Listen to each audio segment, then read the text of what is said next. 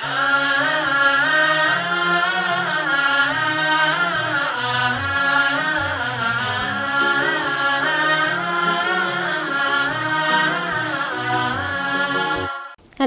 to this episode of Behavior Change on Horizon TV. My name is Zanel Nguriati. I'm a wellness coach and counseling psychologist at Nafsi Wellness. And on this episode of Behavior Change, we're going to be talking about grief. Grief is loss. Where there is life, there is sure to be loss because everything is on a timeline, okay? And loss can be in many forms. It can be the loss of a loved one. It can be the loss of a parent.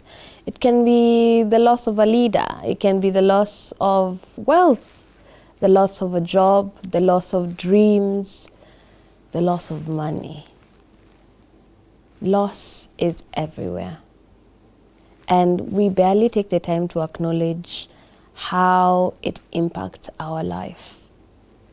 Now, in many cultures, there are different ways to deal with loss and the feelings that come with loss, aka grief, okay? And in some cultures, it carries in between. There's like a mourning period where there is the preparation, then they lay the body to rest, and then there is coming together and consoling, so to speak. So it just depends on which culture there is. And that does not necessarily mean that when that procedure or that period of mourning and coming together as a family to console each other, when that period is done, that does not necessarily mean that the grief is gone, that that period of sadness is gone. No, that just means there is a procedure that is dedicated to dealing with grief. Okay? Now, grief is not something that can be dealt with in a period of time. Grief can be complex. It can last years. You can have periods where you're encompassed, yani umewezwa na hizo hisia haujiwezi kabisa. You're enveloped by those feelings to a point where you're unable to function. You're impaired completely by feelings of sadness, feelings of anger. And that's what grief is. Grief is not only sadness, it can be a concoction, a mixture of many different feelings at different stages. Okay? Now there is a lady who has coined stages of grief, and her name is Elizabeth Kubler-Ross, and she says that there are 5 stages of grief. Now, these stages are not followed systematically. Like I said, grief is different for different people, right? So these stages do not necessarily have to occur one after the other. They can happen, like stage 5 can happen before stage 1, and so to speak. It just depends with your process, right? So the first stage is denial. Like, no, this can't happen to me. Why is this happening to me? No, there's no way. Then we have anger, white and hot. It's, why would this happen to me after everything I've been through, And then we have bargaining. If only they had done this, then I could have done this. If only I had one more chance to do this, then I could have done that. You're stuck thinking about what could have been. Ama, they could have taken this instead of that.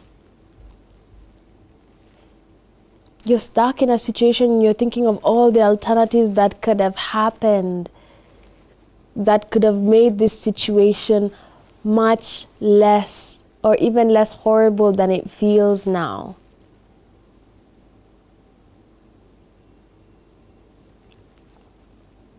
But it's not going to change. It's not going to change.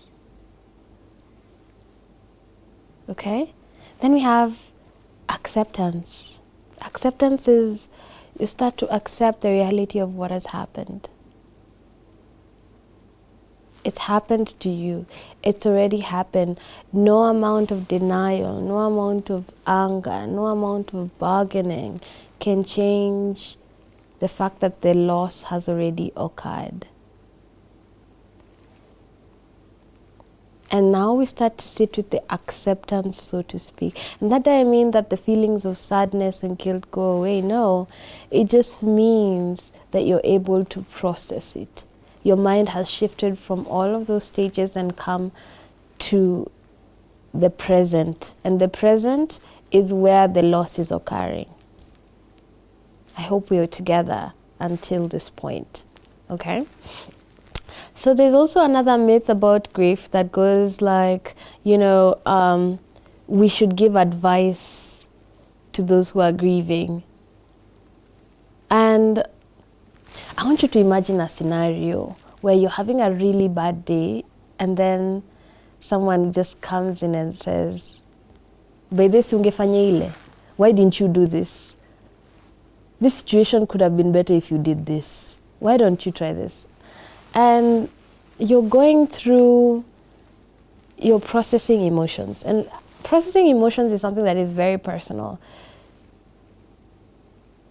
When I'm in the thick of an emotion, when I'm experiencing a powerful emotion like anger or sadness or frustration or irritation or shame, these are emotions that are very personal and are very deeply rooted to core beliefs. Okay? And so from the outside looking in, it may look like an easy fix, but it is not. And so what I'm trying to say is when someone is grieving, it is not an appropriate time to give them advice on what they should be doing or how you also experienced such an issue and how you dealt with it. There will come a time for that.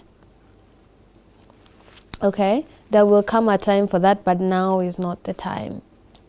Something I said earlier is that grief is not on a timeline.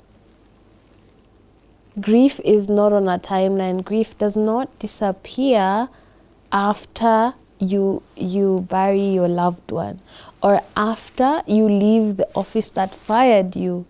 No. Those feelings can last up to years if they are not processed properly.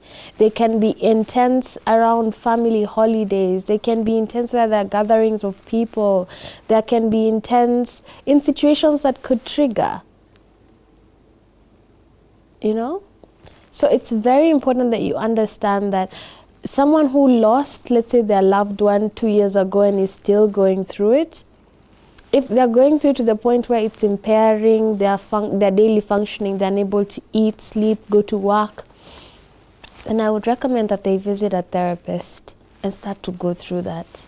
But if they're able to work, if they're able to go on their daily lives, but they have days when they just feel overwhelmed by the grief, then it is not for us to judge them.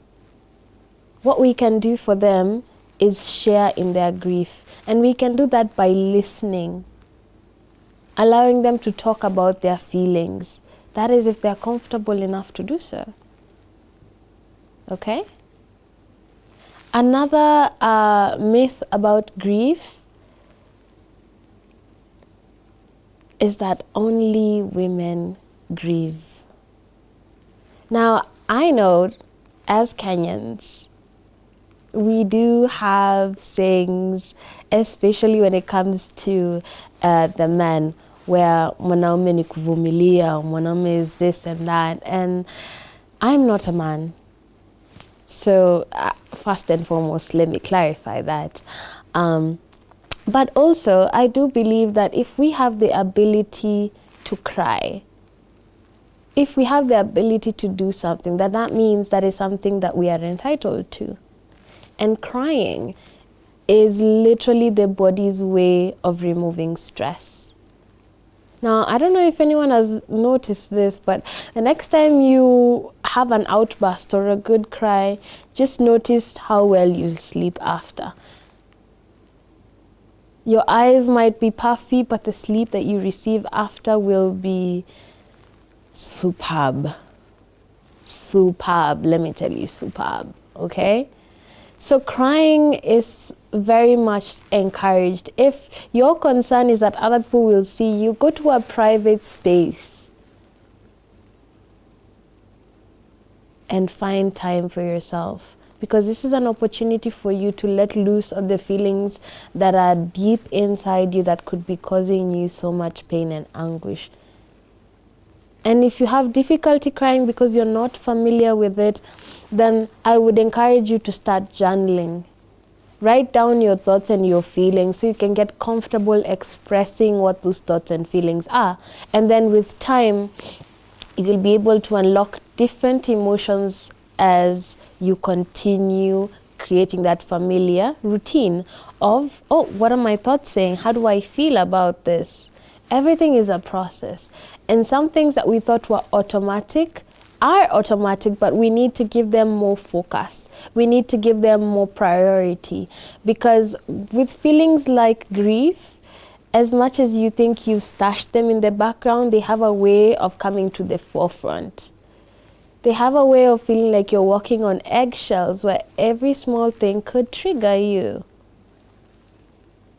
Now, I remember in our first episodes when we were talking about behavior change and we were talking about thought process, I mentioned how thoughts need to be monitored and how thoughts control emotions and then emotions dictate behavior. Now that's something to watch. So if your emotions are unhandled at the back of your mind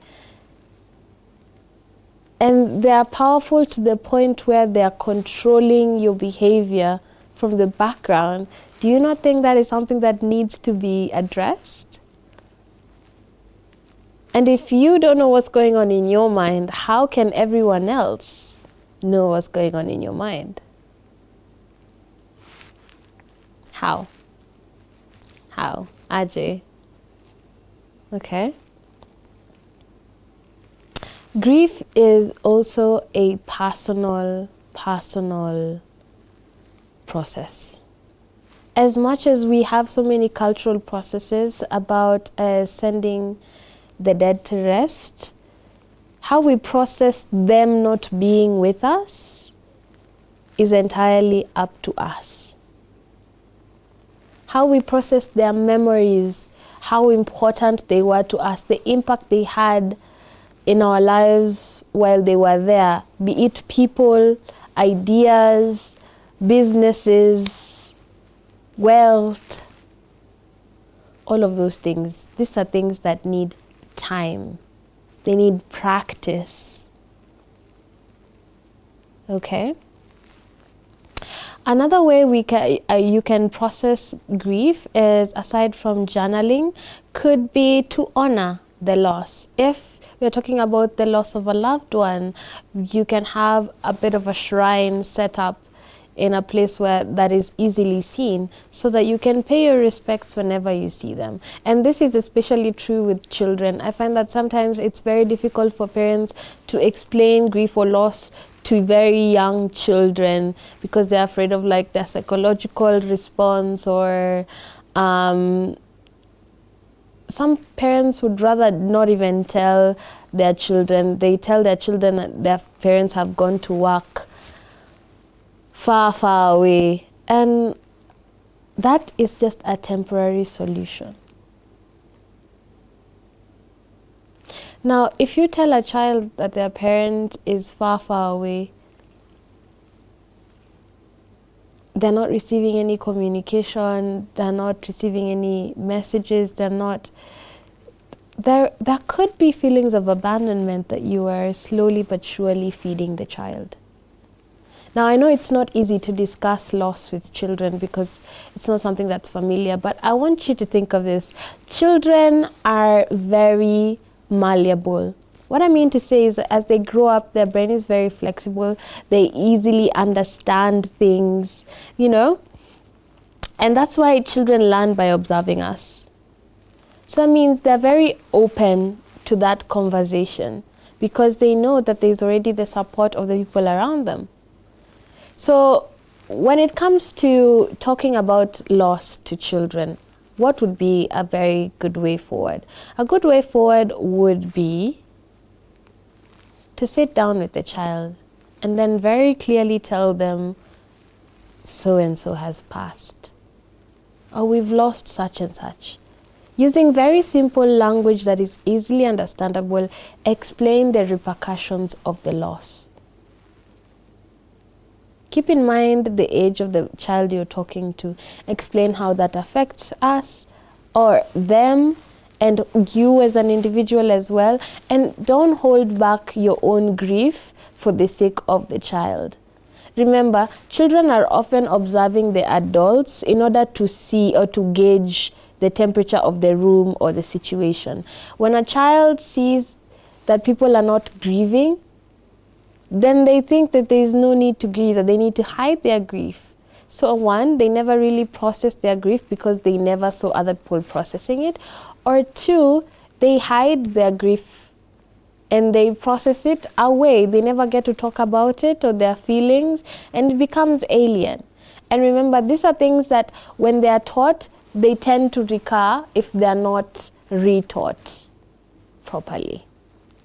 So as uncomfortable as it could be, it's a good place to start. Remember, everything is always uncomfortable at the beginning. And that's why we need to do it routinely and practice doing it so that when it happens, it no longer causes us as much discomfort as it did when we didn't know how to do it from the get-go. Okay? When you're processing grief, there are different ways you can go about it. One, you can sift through the memories and look through the good and bad. Relive the memories. If you continuously keep thinking about, now what will we do going forward? Remember, this is a process, but you also need to monitor the thoughts. The thoughts can quickly move from sadness all the way into self-pity, helplessness, and hopelessness. And this is why we need to provide support to anyone who is grieving.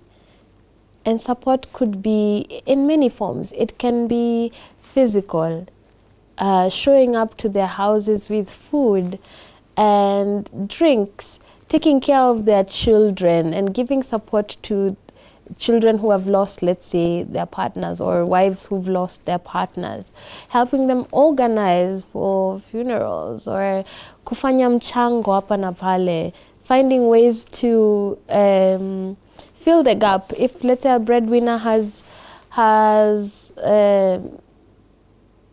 passed away, then we think of ways we can help the family with finances, so to speak.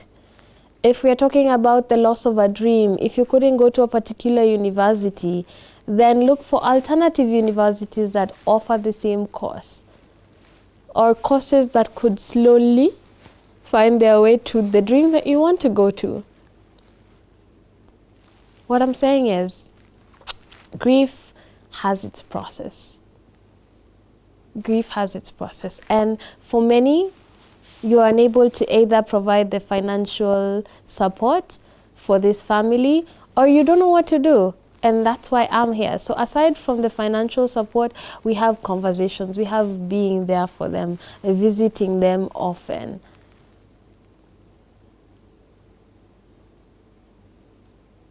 Okay? Allowing them to relax, sharing in memories of the people or the things that they've lost, helping them get back up on their feet. That is especially true. Okay? Because sometimes a lot of the support that people need when it comes to loss can be debilitating, because then they feel like, the lack of support can feel debilitating. And so it's very important to come in clutch. Knowledge of resources comes a long way. Financial support can come a long way. Physical support, being there and doing things for them, letting them know, crying together as a family, that helps. That really helps. And just showing love to all who need it. Yeah. Grief can be complicated. Grief can be long. And as always, the best way to start talking about grief is to share your own experiences with grief. And that can be a simple loss, or it can be a very, very, very deep loss. Like I said before, practice.